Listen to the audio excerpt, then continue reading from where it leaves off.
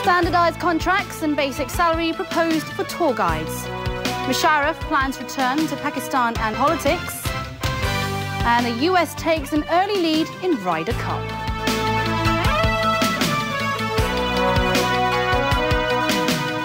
Good evening. The Travel Industry Council is proposing standardised contracts between travel agents and guides to set a basic salary. It's one council measure offered after a series of incidents in which tour guides forced mainland visitors to shop. Mainland tourists are coming to Hong Kong in record numbers. But for some who are forced to go shopping against their will, it's not a very happy experience. Part of the problem is that many tour guides rely on permission from shops for a large portion of their income. The Travel Industry Council hopes to rectify the situation by coming up with standardised contracts for tour guides.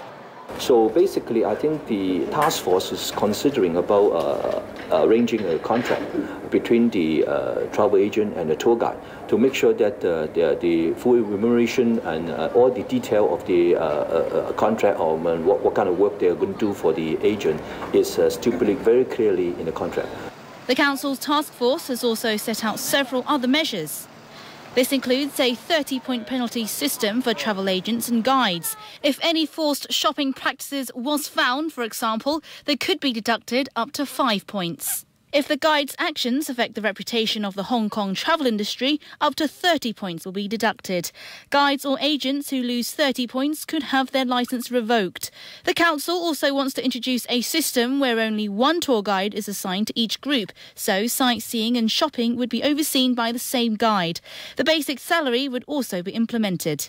Local tour guides welcome the new plan. This one said with a basic salary, there will be fewer forced shopping practices. Another said forced shopping hasn't helped the tourism industry, but a set salary would be beneficial. The Travel Industry Council hopes to have the new contracts ready by mid-October.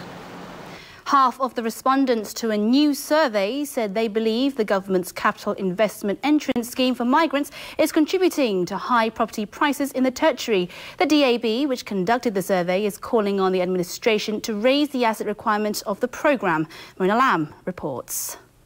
Marina Lam, TVB News.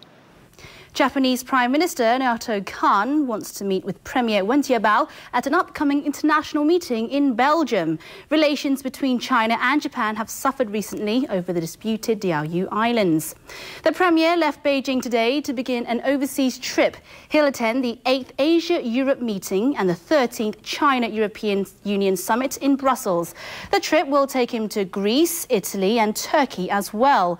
Khan is also attending the Asia-Europe meeting in the Belgian capital, and Japanese Foreign Minister Saiji Mahara said his boss is looking forward to meeting with Chinese leaders there. And Khan's government says it won't make public for the time being a Japanese Coast Guard video of the September 7th collision involving a Chinese fishing boat and Japanese patrol vessels near the Diaoyu Islands.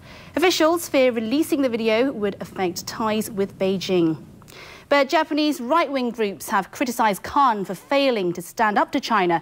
They staged anti-Chinese protests in more than a dozen cities across Japan today.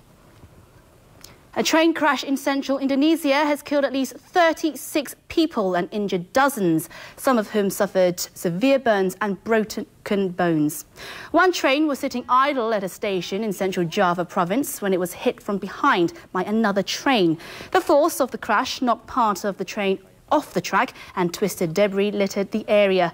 Investigators are trying to determine if human error was to blame or if there was some kind of mechanical failure.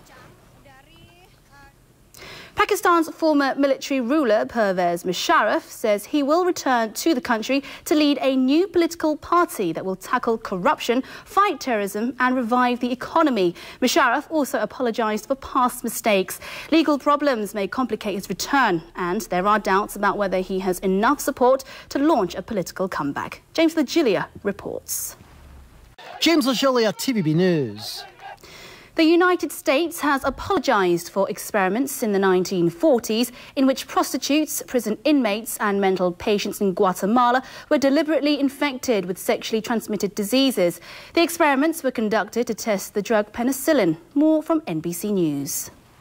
Robert Bazell, NBC News, New York.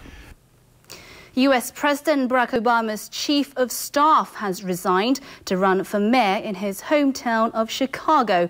Rahm Emanuel's departure comes as a blow to the Democratic Party, with just weeks before critical congressional elections unfold. Sonia Artero reports. Sonia Artero, TVB News. Now let's have a look at some sports news. The Americans are still leading at the Ryder Cup with another win from Tiger Woods and Steve Stricker. Woods and Stricker routed Europe's Miguel Angel Jimenez and Peter Hansen 4-3 to help the US build a 5-4 lead. The American duo is 6-0 as a team. Jeremy Austin takes a look at the earlier action. Jeremy Austin, TVB News. And tonight's winning Mark 6 numbers are 7, 16, 17, 21, 27 and 36. The extra number is 6. And finally, the weather.